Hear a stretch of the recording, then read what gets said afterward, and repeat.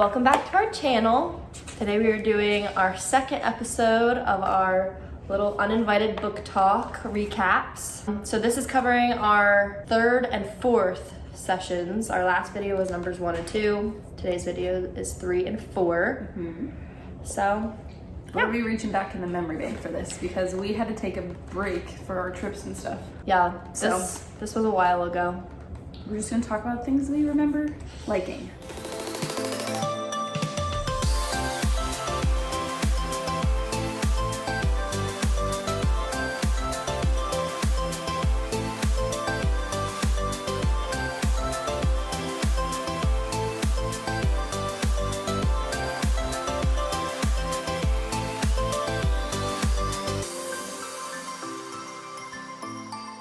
So this chapter was called The Corrective Experience. It's about David and Nabal, whatever his name is. Nabal. Oh, was that what that one was about? Yeah. Oh, that's story. right. Because what was that story about? I was gonna What she say, talked because about? usually there's like a story each time. David and Abel. Okay.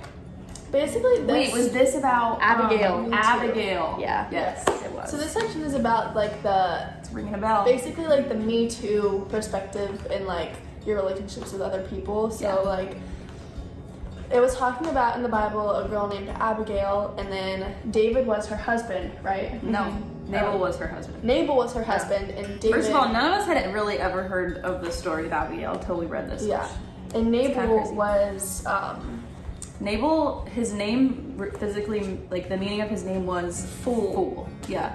So he Okay. was a dummy. I'm trying to remember. Yeah, like what happened in the Can story? we tell it? Yeah. Okay, so David and his like army for some reason were asking Nabal for like food. I don't remember what Nabal's job was. I don't remember why they were asking him for food, but Nabal was like, nah, get your own food.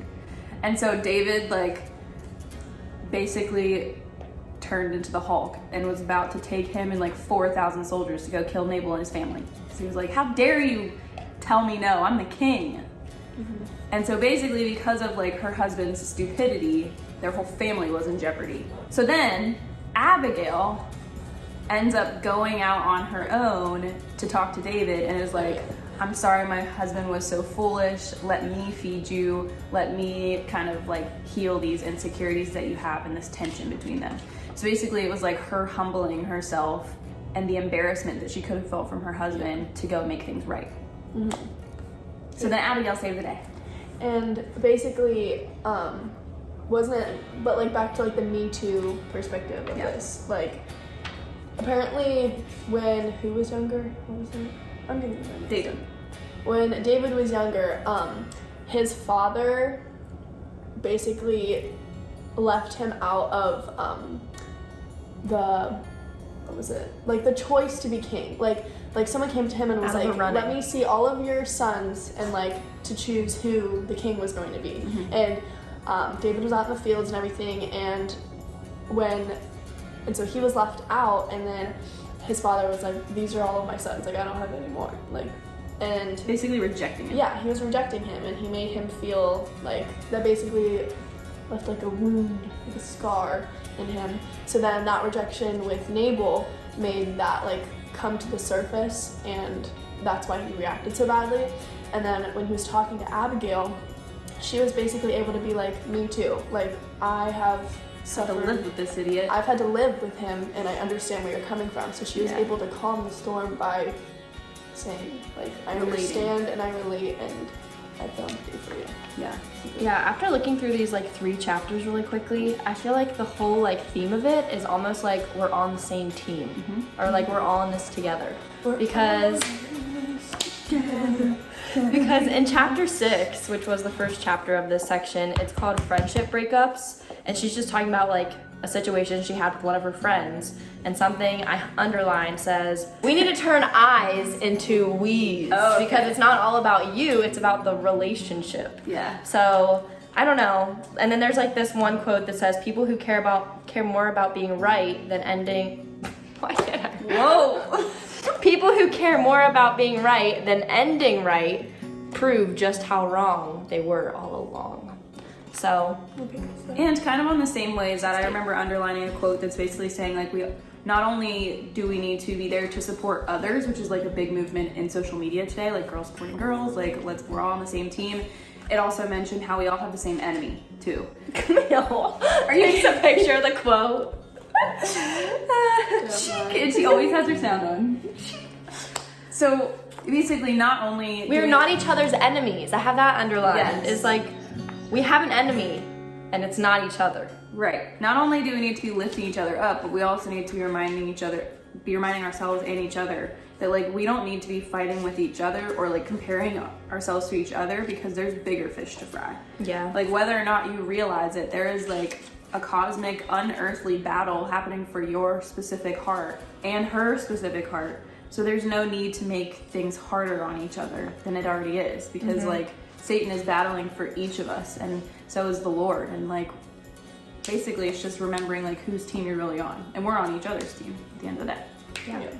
Yeah. And so then kind of going along with like the David and Abigail story, it's like if there is that person that you have like tension with in your life, or maybe there's a person that's like your best friend and they're just going through something hard, like taking the time to be like, yeah, me too, or to understand their perspective is like game changing.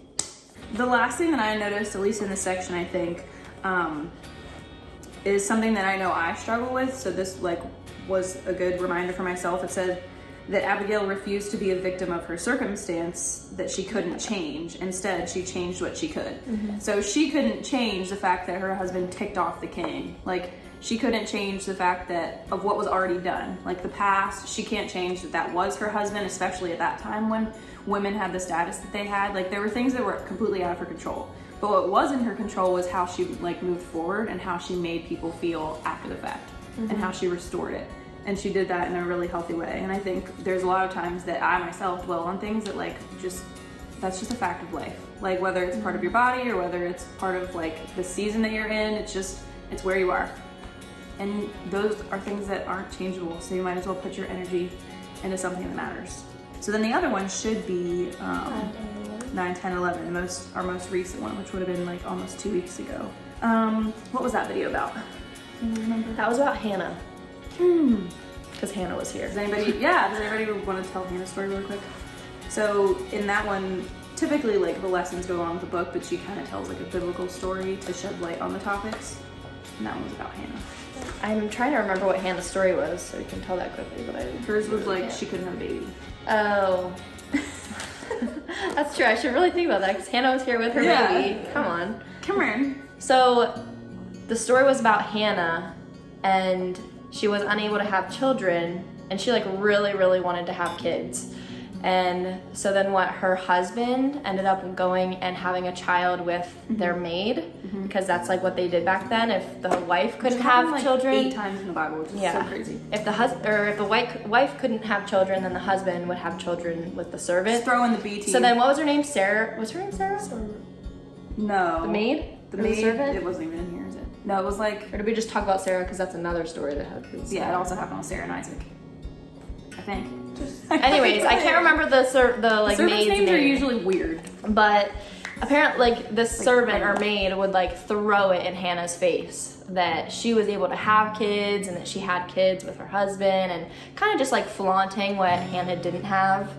And hold on, do you guys realize like a lot of like, did they change the names in the Bible? Because a lot of like the main characters have names that are like easy to understand, like Abigail, Hannah, Sarah, and then a lot of like the people you don't hear about as much, like Nabal, the husband, or like the servants that you don't hear about as much, which I mean sometimes you do hear about this, like the story is about the servant. Honestly, or like probably the these probably handmaid. weren't their names. But or are they more popular because we name our people after the main characters? I don't feel like they would change. Anyway, sorry, keep going. But anyways, Hannah was eventually given a son, and I mean, was that the point of the story? And well, She was eventually given a son? Yeah, and basically like the whole thing was you're not set aside, you're set apart. So like she wasn't forgotten by God because she wasn't getting what she wanted. She was being set apart for something bigger. Can I quickly read like one of the coolest things from this section? Yep. Why didn't I bring this up whenever we were talking about this in like our group? Anyway, first of all, one of the big discussions we had was how basically asking ourselves like what standard is society setting that we feel like we're being rejected in. Because like for Hannah, one of the biggest like jobs, quote unquote, of a woman in the time of the Bible was just to have kids. So if you weren't able to have kids, you did not fit in with society's expectations of you.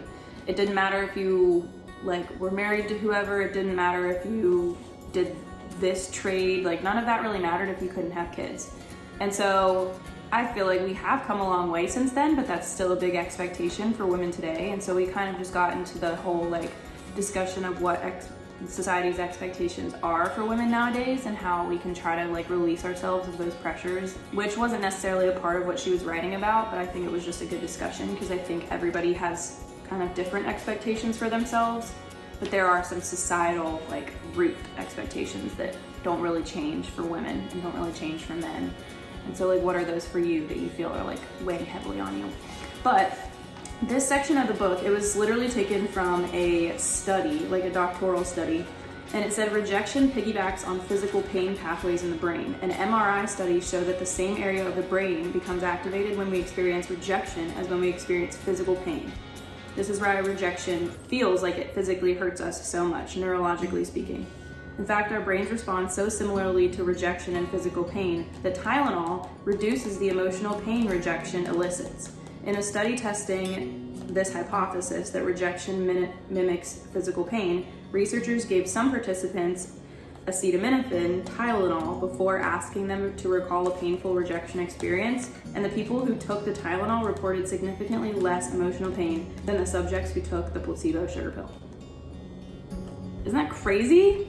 Yeah. That doesn't really have much to do with like our biblical discussion, but well, I mean, it kind of is crazy the way that we're wired, because it really is true. Like, I tell this to my students a lot, like, you might not remember something like someone says to you, but you're gonna remember the way they feel. It's like the way someone makes you feel. Mm-hmm. And so like, it's crazy that literally your brain sends physical pain receptors out when you're going through something traumatic or when you're going through something that makes you feel rejected. I just think that's crazy. Yeah.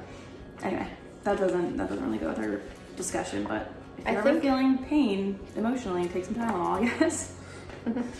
I think what I pointed out in the study was chapter 10, and it's titled Her Success Does Not Threaten Mine, because it talks about like scarcity versus abundance mindsets. And basically like a lot of times when we see people get what we're hoping for or wishing for, we're in like a scarcity mindset that like if they're getting it, then we're not going to get it. The abundance mentality, on the other hand, flows out of a deep inner sense of potential worth and security. So like just knowing that there's plenty out there for everybody. Like just because she gets the job that you wanted doesn't mean you're not going to get that job. Or just because she or him or whoever gets something doesn't mean that you're not going to get it. It's just in its own time. This quote says, "There is an abundant need in this world for your exact brand of beautiful." It's from that. No, I love that. But I feel like you can throw like as many like pretty quotes at it, and that really should be the like mindset you take. But her whole thing was basically like when you seeing and I was talking to my one friend about this week that like came and visited me, who has been like trying really hard to have a baby, and like I can't even imagine begin to understand like the pain and the like, I don't know, just like questioning that you feel when you see every single other person getting exactly what you want. And basically that's what this is about, and that's what Hannah's story is about. And I feel like especially as women we feel that way, and I'm sure men feel that way too, but we see every other person getting like Corinne said, that job or that boyfriend or that husband or that house or that baby. Like whatever it is that you want, it's like you look around and like Satan really does know what he's doing. Like he puts those things in your face for a reason. And so that like to make you doubt. Exactly. And that's what her saying is, it's like in those moments where you see everybody else getting exactly what you want. There's this quote in here that says, "In this moment of raw soul honesty, we're forced to admit that we feel a bit suspicious of God. We've done all we know to do, we've prayed all we know to pray, we've stood on countless promises with a brave face, and we still have gotten nothing." So like whenever you do feel suspicious of God, like where do you turn? That was like the topics of this section, and I feel like this was like my favorite section out of the whole thing so far.